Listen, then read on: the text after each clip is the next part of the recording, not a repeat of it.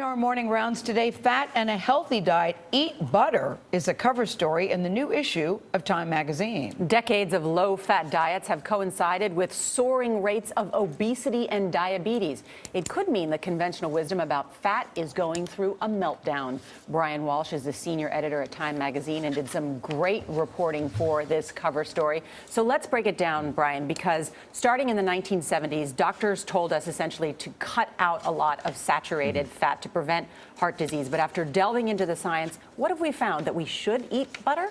Well, it's a bit more complicated than that. I mean, we talked to a lot of doctors, a lot of nutritionists, and what we found was when that low-fat message really became mainstream in the 70s, even more in the 80s, the hope was people would switch to much healthier foods, fruits and vegetables, things like that. But as one doctor told me, well, that turned out to be a little naive. People actually switched to very high-carb diets. We actually saw our calories go up, and it turns out that those carbs seem to be a lot worse for us when it comes to obesity, diabetes, than saturated fat ever was. So with the vilification of fat, we substituted ththose calories with high carbs, high sugar foods, and that has led to this soaring obesity rates. Exactly. I mean, it was sort of a diet of unintended consequences, and we probably would have been much better off if we had just not worried so much about fat, worried more about what kinds of foods we were eating, and not so much on trying to get down to a certain level of a nutrient.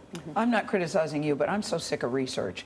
Either eat fat, don't eat fat, eat this kind of fat, go this way, do the hokey pokey, turn yourself around. So what exactly should we be doing now? Well, this is good news for you, because it's not really about new research telling you to do a certain kind of diet. It's actually telling you worry less. Worry less about how much fat's in your diet, worry less about exactly where those nutrients are coming from, focus more on getting real food. So how much can we eat, Bryan? How much fat and how much butter should we be eating? Well, I think, I mean, right now the USDA guidelines, for instance, are about 10% for saturated fat, and I think that's definitely low unless you're willing to go to some very extreme kind of diet. There's a lot of different options out there. The Mediterranean diet, which is one that focuses on things like fish, nuts, whole fruits, vegetables, things like that, actually can have up to 40% of your calories coming from fat, different kinds of fat, of course.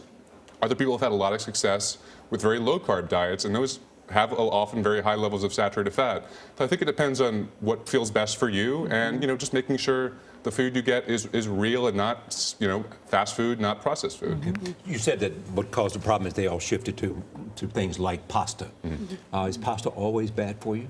No, pasta's not always bad for you. In fact, almost nothing is really always bad for you. And unfortunately, it wasn't really just pasta people switched to. It was things like Snackwell cookies. It was things that advertised that they were low fat. But it turns out that instead of fat, you often had a lot of sugars, you often had a lot of preservatives, things like that.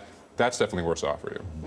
And it is true that a nice steak, eggs, butter can all be good for you in certain moderation. Exactly. That's definitely the message. They all have protein. Yeah, because they have protein. Yeah. Thank you, Bryan. Thank you. Really interesting. Thank you.